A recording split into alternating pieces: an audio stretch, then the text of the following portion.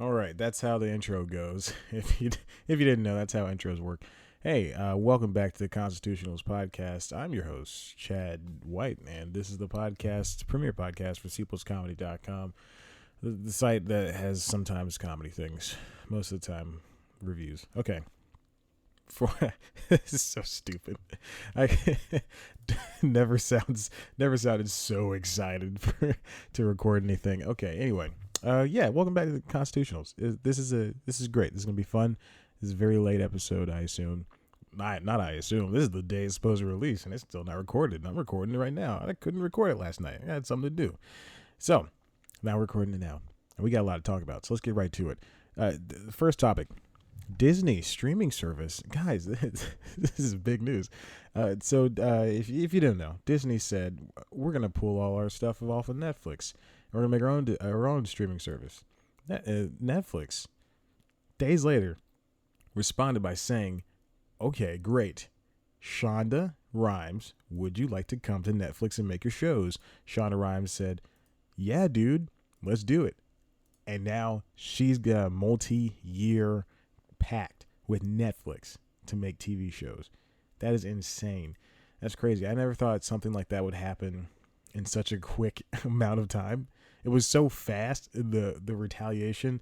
Netflix, and then now Netflix is still trying to keep the Lucasfilm and Marvel movies, as in Star Wars and Avengers and all that crap. And they want to keep it all on Netflix because of course people watch that stuff, and I guarantee people watch that every hour. There's someone clicking on every hour, probably every half hour. I'm not good at math or anything, but I think that's a really good decision for Netflix to take Shonda Rhimes, especially since her last show, Star-Crossed, did not do too well when it premiered on ABC earlier this summer, I believe. So this type of movement, I guess I don't want to call it spearheading. I don't know, because that's not the right term, but this type of sharking or hawking, coming up from behind and taking something like the lead of like if you're racing. So this kind of sharking from Netflix via Disney, just because they want to make their own streaming service, is pretty wild, and it's a gutsy move. And I don't want to say appreciate it, but I respect that, because I'm not a huge fan of the way Netflix treats movie theaters and movie distribution. But seeing them come around and do this with Shonda Rhimes, who probably had to jump through hoops just to get Star-Crossed on the air to join her other 70 shows on ABC. I mean, this is insane. So I know Shonda's shows. I only know like Scandal, and I think Grey's Anatomy might be one of her shows too. Don't quote me on that. Let's take a look. Shonda's got The Catch, which was canceled, I believe. How to Get Away with Murder still going. Scandal's in its last season, and Grey's is still going. Like, geez, she's gonna in Private Practice ended. So she has a reason to do this. If she's done working with broadcast with now on Netflix, she can do whatever she wants. She can curse. She can have nudity. She can have the storylines that primetime broadcast would not allow her to have. So good for her. I applaud her. Very excited to see where she goes. I'm not going to watch the shows, but I'm excited to see her do her thing in the drama world on Netflix. And now, what Netflix said they're going to do, they're at, I think by the end of this year, they're going to be at 500 hours of original shows and movies and stuff. And that's 50% of their catalog. So, or something like that, something stupid like that. It's insane. It's a huge number of their catalog. But at some point, I've said this before. I think I said it in last week's episode. Or the week before that, they're probably going to have to make your own I don't want to say content. Make your own shows, make your own movies. Don't worry about acquiring things for a quote unquote, I guess, a syndication type deal. You don't need The Office. Just give that to Hulu, because NBC owns Hulu, with Fox and ABC and Comcast, which also owns ABC. So just give all that stuff away. Anything that's not original, anything that's not yours, anything that you didn't acquire or produce, anything that you didn't acquire that you can put your name on, just give it up. There's no point. Don't let Parks and Recs go to Hulu. Let all these other shows go to Hulu and Amazon Prime. You focus on your own thing. Charge $15 instead of 10. You're the new HBO, guaranteed, and nobody's gonna get mad at you. I read this Reddit post. Well, it was a Jiffy reaction GIF, and it said, "My reaction when Netflix or Disney thinks I'm gonna pay for another streaming service when they take the movies off of Netflix." And it was a disapproval, like a guy going, "I'm not doing that." That's how you describe GIFs in this stupid day and age. I hate GIFs so much. Another fight. But in reality, they're still going to subscribe. If Disney charged $4 to $8 for that stuff, you can watch all of their movies from Cinderella to Mary Poppins to Moana to Princess and the Frog.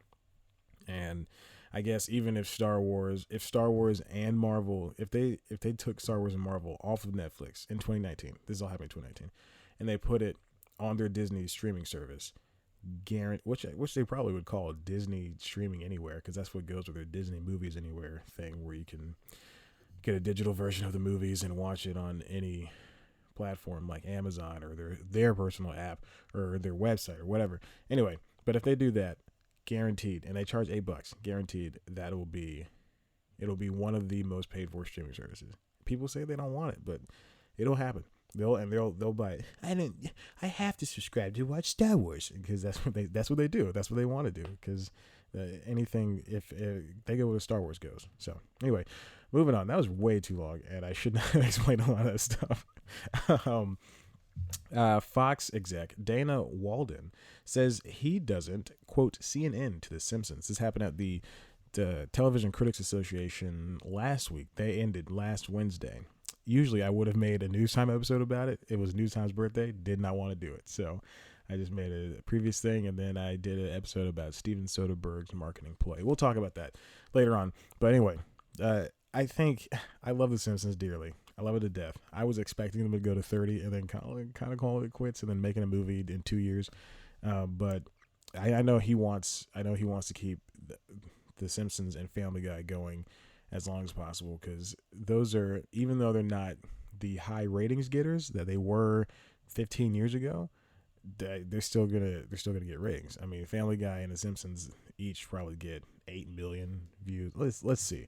I don't want to put my thumb in my nose, but I guarantee they probably still get at least 8 million views, and that's nothing to scoff at, because ratings we're now at a time when we can't get 60 to 70 to 80 million views per episode now anymore. Okay, I was wrong.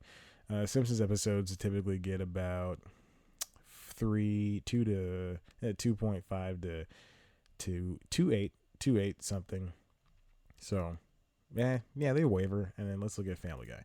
But I don't know. I don't think. I love The Simpsons, and I'm always the one to defend it. But I don't think they should keep going for as long as possible. That's kind of strange. But I did realize 2 weeks ago, Google that all the Simpsons episodes, which were not previously available through digital, are now available on Amazon and Google Play. And I'm really tempted to just invest over the next year or so. Just spend, because all the seasons are $20 a high def. So all you gotta do is just spend $20 a month, every 2 months. Pick up a season here and there. Boom, you got it.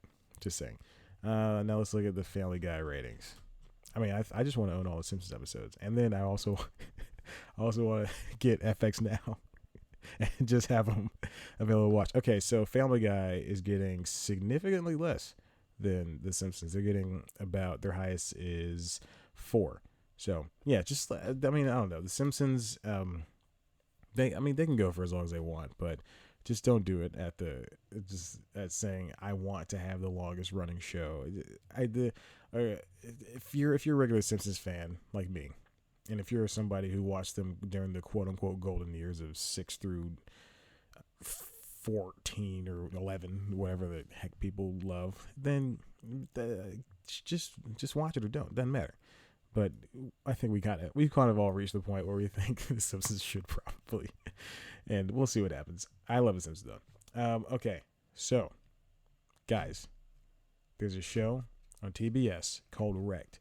It's one of TBS. I gotta say, I've already done an episode of News Time on TBS, and I gotta say they have some of the best cable comedy shows of all time. Not all time. of the recent memory, because they have Wrecked. They got Angie Tribeca. They got Search Party.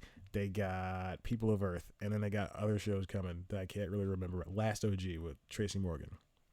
I really liked Wrecked. Wrecked is hilarious. It's a show about people who, it's like Lost but funny. They crash on an island, and then it follows, just a set number of characters, and they have all these. It's so stupid. And then in the second season, the characters are overrun by pirates.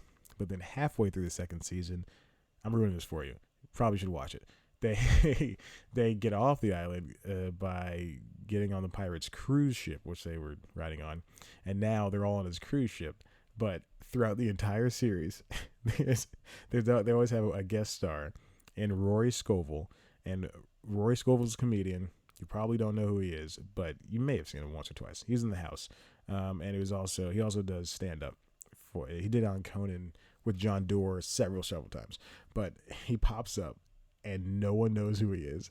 Every time he pops up, he's always making himself known. He goes, guys, it's me. I'm Corey. It's so funny. I don't know why I wrote this down for a topic for the Constitutionals, but it's so great to see Rory Scovel pop up and no one knows who he is. Everybody's going, who's this guy? Anyway, I thought I should mention it. Okay, I'm moving on. This is stupid. That was such a stupid topic. Snapchat. Going to Snapchat, talking about the Snapchat is failing to add new users, and they have bad earnings every single morning. Now, I'm not savvy into the world of stocks and everything. I do have one or two stocks. I have one stock. I have two stocks in one company. And in Snapchat, I wanted to invest in Snapchat, but once their IPO kind of revealed itself and it was less than what people thought it was going to be, I thought, okay, I'm not going to do anything yet. And ever since they have revealed, they've been falling every single day. They have not gotten anything. It's crazy. And now they're finding, what the quarter just ended, and now you're just finding out that Snapchat is failing to add new users. That really definitely adds to their earnings. And I guess the reason is they're not doing this when nothing's going right for them is because they're kids. They're kids that just use this app to send, disappearing messages of things, and kids can't invest in anything. And even if they did, they probably wouldn't want to invest in this because you can't really innovate on disappearing pictures. Now Snapchat just updated, they did a thing called Snap Map, which you snap and it shows a picture of you on where you are and people know where you are or something like that. I don't understand it. I don't know why you want to tell people where you are. I barely want to put on Instagram when I take a picture my location because then I don't want somebody knowing where I am. Come and meet me because I'm so famous. So I think it's very strange that Snapchat they're not capitalizing on something they have. I mean, if you're a young company, the guys that run it are my age. They're 24, 25, 26 years old. And you're a young company, you open up your IPO this early, they've been around for maybe 3 or 4 years. I don't know. And they opened up their IPO this early. They have nothing else to show for it. Whenever they innovate on something, then Instagram and Facebook, well, same company, Instagram and all these everybody else will do the same thing but better. I mean, even the Samsung's Galaxy S8 has a filter setting where you can put a dog face on your side. The dog face looks vaguely like the Snapchat version of the dog face, and because I think they haven't patented some of their ideas or whatever, something like that. So you can take it directly. I don't know. Instagram has disappearing messages, but I think only famous people use them because I only see famous people use them. I think it looks great. I don't know. I think Instagram is the perfect social media because you can just put up a picture and that's it, or you can put up a picture with a bunch of like a paragraph of words like The Rock and Chris Hardwick do. They put a gosh darn a folder of words in there. That's how you describe things. I should have said notebook of words. Oh my gosh. All right. Okay. I'm going to move on to another failing company. I'm going to skip the topic I had written down. And Seeso. I don't want to spend too much time with this because I've done too many episodes of Seeso. I've done too many things for Seeso. If you didn't know, Seeso is NBC's streaming service that focused only on comedy shows and original comedy shows, and it has on top of that, it has all of the SNL episodes, every single one. They're edited, some of them, most of them are in the early seasons, and it's got a bunch of British comedy and a bunch of movies and stuff, and comedy specials and everything. And it was $4 a month. Never caught on because NBC is so effing terrible at all this stuff, at advertising and making anything special and working anything. They're bad at updating their apps. And wow, you can hear a cicada through the microphone, through the wall, through the windows outside. Insane. So NBC just doesn't know how to do it. And then they announced last week that it's coming to an end. They sold off some of their shows, not all of them. They sold off some of their shows and put them on this thing called Verve, VRV. I'm not going to invest in that. I just whatever. So like I assumed from the start of when Evan Shapiro left, the CEO or the head guy, it's Seeso is going down. And once they put that woman from NBC, I said it like it's everything. They put that the woman from NBC Universal in charge of it. I knew that Seeso was just going to fail. And so now all these your my favorite creators, Kulap Vilaysack, Jonah Ray, Tim Baltz, all these people, their shows. I mean, Hidden America has Verve right now. It was one of the shows sold at Verve, along with My Brother and Me and Harmon Quest from Dan Harmon. But Bajillion Dollar Properties has nowhere to go, and Shrink has nowhere to go, and some of these shows are already to be, like Shrink season 2, I believe, is already ready to be made. It's already written or outlined or something like that, and then Bajillion Dollar Properties season 4 is already cut, edited, and it just needs to be put up. And then all the new shows that were coming to Seeso have nowhere to go. It's stupid. I mean, if they really wanted to do this, if NBC wanted to do this and make this succeed, all they had to do was put this stuff on Hulu. They could, and I mean, sure, Fox and ABC own part of Hulu, but you'd still be investing that money into yourself because you are a third of Hulu NBC, and it's a stupid decision, and that's why they're not doing too well in ratings for most of the time. If it wasn't for the Today Show or sometimes Tonight Show with Jimmy Fallon or Tonight Show, I just got that, or if it wasn't for America's Got Talent or some of their other reality shows, then they'd always be behind. They'd always be behind. It's dumb. Or if it wasn't for the Olympics, they'd definitely be behind all the time. It's just stupid how a company that used to be the reigning champion for comedy would not know how to run a comedy streaming service. You don't have to. You can. This is what they could have. I'm so angry. I'm so angry because all these people have nowhere to go, or their shows are sold to another streaming platform that probably only has 20,000 people on it, as opposed to Hulu, which has a good chunk of a couple million or something like that. So, but I don't know. All you got to do is put all these shows, put all of SNL, put all this stuff on Hulu. All the money that you'd lose in not charging $4 a month to 15,000 people would be made back in the commercials that you can institute within the $8 commercial ad price of Hulu. Or if people are paying the $12 no ad thing, then you'd still get that $4. I don't understand. Before I curse on this podcast that's supposed to be clean, I'm not gonna say anything. Okay, moving on. Difficult People is back on Hulu. Hulu's great. I love it so much. NBC. I always said a bad word. Difficult People is great. Julie Eisner. I used to have a manager at the news station that had a last name that's close to that. Anyway, Julie Eisner, Billy Eichner, Julie Klausner, Billy Eichner. I am mixing up their last names.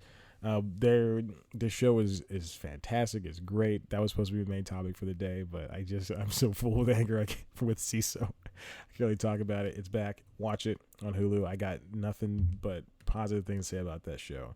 It's like as always sunny in Philadelphia. It's always sunny in Philadelphia, but it's just two people and they're worse. Well, they're not worse. They're better than the sunny guys, sunny peeps. So there we go. And finally, Orphan Black ended its 5-year run this past Saturday on BBC America. That show stars Tatiana Maslany, Christian Brun, and some other people I don't know. But it's a very good show. It was a show about a woman named Sarah discovering that she has been cloned, or she's part of a cloned family. And then 5 years later, they're fighting for 5 seasons later. 5 seasons later, they're fighting for her, and several of her clone sisters are just they've become a familial unit, and they're together and they love each other, and God, it's just such a wonderful show. And it's sad to see it go. 10 episodes a season. But it's crazy. It's been 5 years. You spend all this time with the show. You're watching. This is what I always think about when the show ends. You spend so much time with the show. It's been so long. You wait after week after week to watch this show, and then it ends, and then you wait the next year. Same thing with the Carmichael show. That ended this past week. I haven't had time to watch the last 2 episodes, but I know Gerard and Christine get married, or Maxine. I don't know these characters' names. Gerard and Maxine get married. Too bad. I spoiled it for myself. Doesn't matter. But yeah, Orphan Black is just a wonderful show that did not get enough praise for what it was doing. It was just a show about. It was a very strong show that had women. Tatiana Maslany playing 97 different women that were so strong and powerful, and it was funny and dark and perverse and pervasive, and it's so great. And then so many different things, dance scenes. One of the clones, Allison, and her husband Donnie, played by Christian Brun, were dancing on a bed in their underwear, just shooting money at each other. It's, oh my gosh, that's just one of the main scenes. Or having one of the twins, Helena, be this Russian, basically assassin who didn't care. She would kill people in public, and then she became part of the family, and then starting calling everybody sestras, and Clone Club was great. So anyway, okay, that was it. I think I should end this episode because I got stuff to do. But hey, listen, stay tuned to the end of this episode. I'm going to put up a very special clip of me interviewing a guy from the new Marlon TV show called Marlon on NBC. His name is Diallo Riddle. He is a writer, and he's a very funny guy, and now he's acting on the show. Let me just read you some of his rap sheet. You've probably never seen him before, but it's fine. Let me read you some of his rap sheet.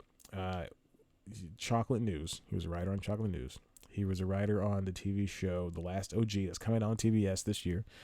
Writer on Maya and Marty, the variety show from Maya Rudolph and Martin, not Sheen, Martin Short. Oh, Chad, you stupid idiot. He did a couple of pilots for HBO. They did not get made. He was a writer on Late Night with Jimmy Fallon, and you might have seen him on Silicon Valley. He was the lawyer for Hooli, Paul. And so there you go. I think that was the first 2 seasons. So there you go. He's a very funny guy, very nice guy. He's from Atlanta. And we had a nice, long, I think half an hour chat. I never like to have the interviews go longer than they should, but which is usually about 10 minutes. But he and we talked for a long time. And there was a poor PR person on the other end of the line that had to sit there and listen to it all. And it was just two black guys just talking about Atlanta and the cities and stuff, and just shooting the breeze. We had a good time. So if you want to check that out, which I urge you to check it out. Just listen to I'm only going to put up maybe a 25th of it. I'm going to put up 3 minutes at the end of this episode. You should just listen to it, then go read the interview that's coming out on, if this is posting Tuesday, August 15th, you should come out and read it on August 16th. That's when the full interview goes up. It's going to be full, unedited. It's going to be great.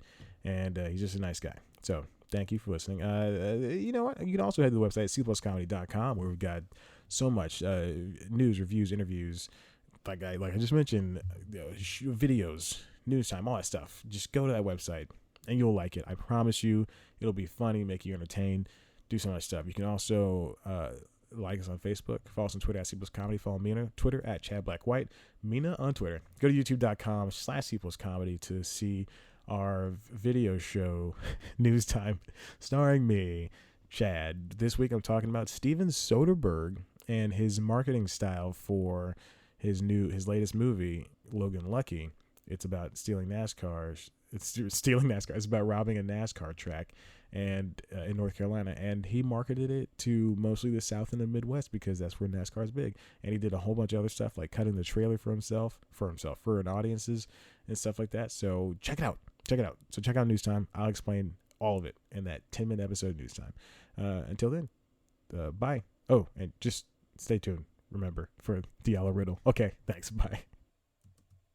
Multicam is an easy job. Well, not easy, but it's a job that has so many tasks, and then when you're done, you're done. Like for single cam, if you need to reshoot something, you got to come back instantly. And but with multicam, it's a 9-to-5 job basically. No, it's funny because yes, that's 100% true.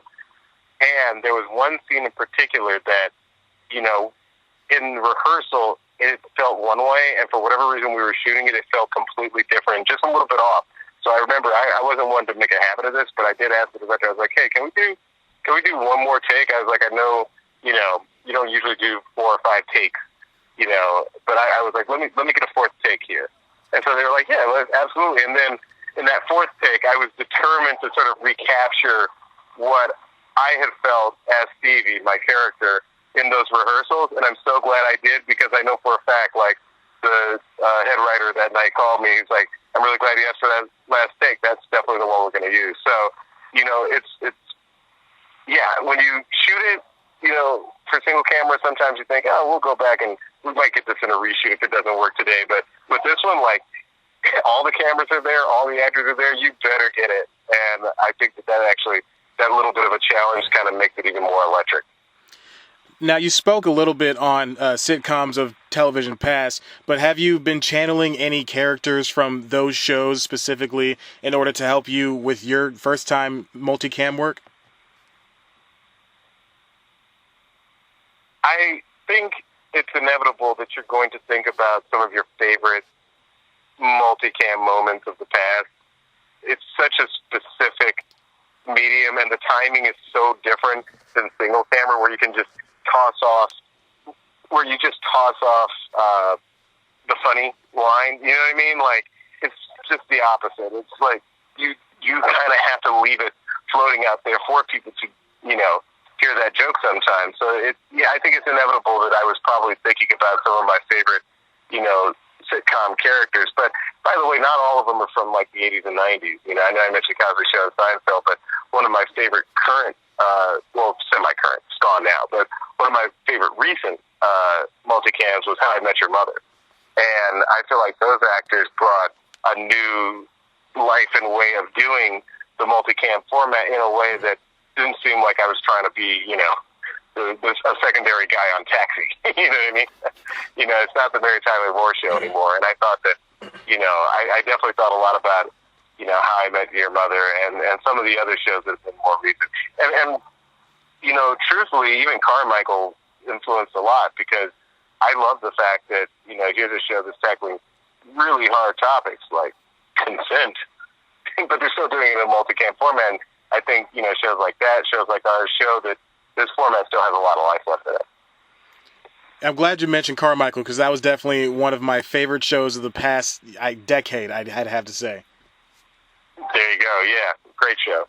And so many friends are on that show. It's weird when I look at certain shows like Carmichael, Insecure, and I think, oh yeah, I've worked with that person, and I've worked with that actor, and I've been on staff with that writer, and I've hired that writer, and I in my producing capacity between those two shows, if a bomb went off, I'd have to make new friends because there's so many people between those two shows that are truly great and killing it and having great having fantastic 2017s. Despite everything going on in the world that makes me depressed and makes me want to never watch the news again. There's some good stuff being made, some good creative stuff, and I only hope we get to be a part of the discussion. Now, all that said, I think that Carmichael and Marlon are two entirely different shows, and I think they reflect the personalities of the star of the show, and I think that's okay because I don't think that every show needs to be the same just because it has black characters. I give NBC props for not putting the shows on back to back. You know what I mean? Like, I feel like that's what would have happened in the 1990s. Like, a network would have had two, black shows ostensibly around families. Okay, those are clearly like back to back, so we can keep the black viewer on there for an hour. But I don't think that would have served either show to sort of compare them because I think that they're very different and they're trying to achieve different things.